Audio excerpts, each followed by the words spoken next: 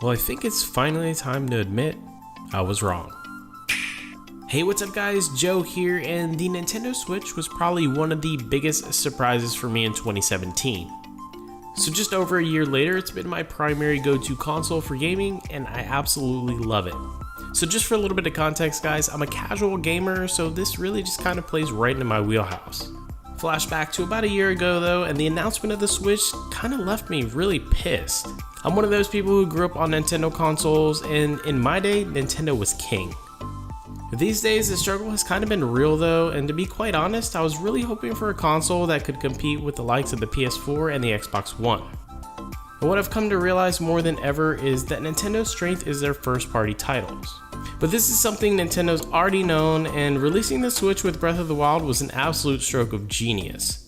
But the first-party title parade marched on with the release of Mario Kart 8 as a deluxe version, Splatoon 2, and one of the best Mario games to date, Super Mario Odyssey.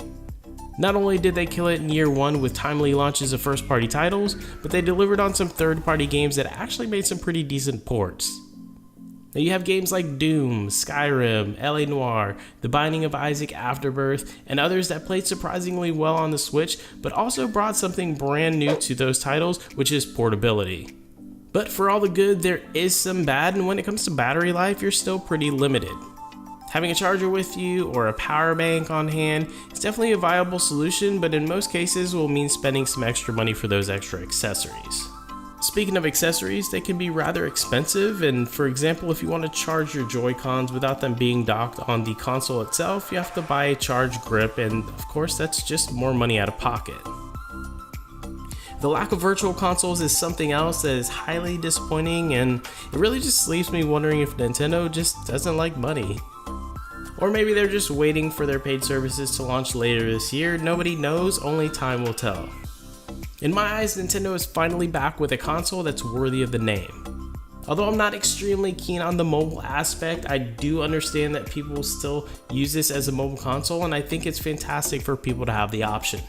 For me, I primarily game on my TV with a Pro controller because in my eyes, it's really the only way to do it.